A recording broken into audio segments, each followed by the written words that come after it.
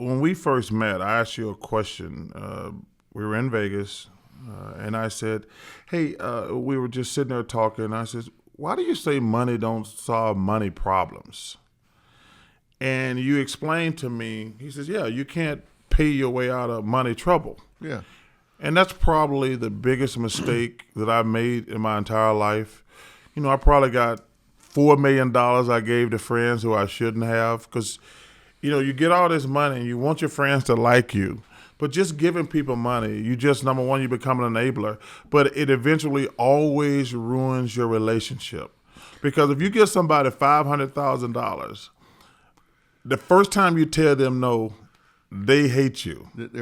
You bought a $500,000 enemy. Is what you did. Yes, but when you told me that, I was already into it deep. Yeah, just like all the players, like yo man, my family, they're driving me crazy. Friends are driving me crazy, and I had to learn a very valuable lesson. I had to learn the word no. Yeah. You had to lose a lot of friends and not feel bad about it. Because I always tell people, deep down, everybody want to be liked. Yeah, of course. Yeah, but you can't. Yeah, but I had a family member call me pissed off one time, said, you got $500,000 worth of cars sitting in your garage, and they're getting ready to turn my lights off. How can you do that? And my question was, do you have a job? Okay. Yeah. And they said, no, I don't have a job. I said, well, let me tell you, your job is getting a job. Yeah. If you don't have a job, your job should be working as hard as you would be working if you had a job. Yes. So if you don't have a job, don't call me about how much money I got sitting in the garage. Hey. If you're working 80 hours a week and you need a little help to get by, then call me. But if you're sitting on the couch watching TV, don't call me about how much money you don't have. They love to spend your money. Damn right. And if you give it, the reason I say money doesn't solve money problems is they didn't get there from lack of money. They got there from making bad choices, spending money in the wrong places, spending money that they need for things they need. It doesn't matter what you need. It matters what you can afford. Okay. Yeah. It doesn't matter what you need. I needed this coat. Well, you can't afford that coat. So it doesn't matter what you need. Yeah. It's what matters what you can afford. I wish there's only two people told me that, you and Grant Hill's mom, Janet.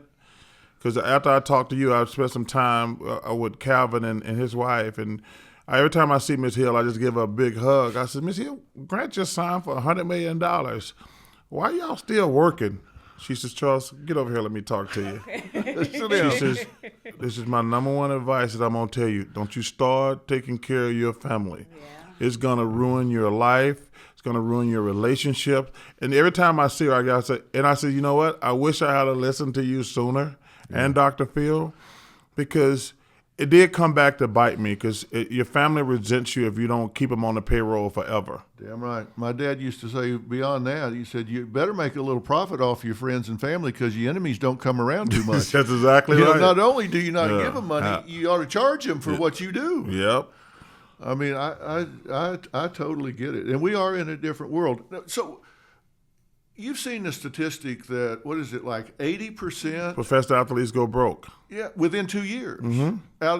By the time they're out of the league, they're either bankrupt or in serious financial trouble, divorced, drugs or alcohol. Why do you think that is? Well, number one, your family and friends always want money. That's first and foremost. That's the number one reason. But also all the free time you got. Yeah. If you got a drinking problem or a drug problem and money, it escalates. Because people always say, Charles, what's your normal day like in the NBA? I says, well, depending. Some teams practice at 10.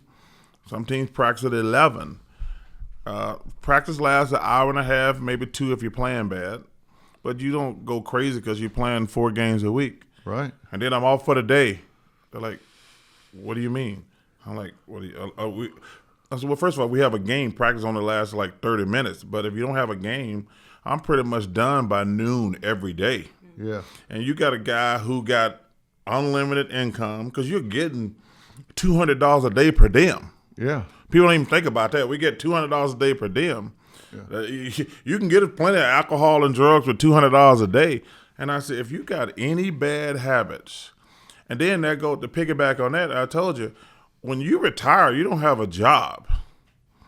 I mean, there's very few TV jobs. Yeah, it stops the flow. It stops the Bang. flow. And you got 24 hours a day to do absolutely nothing.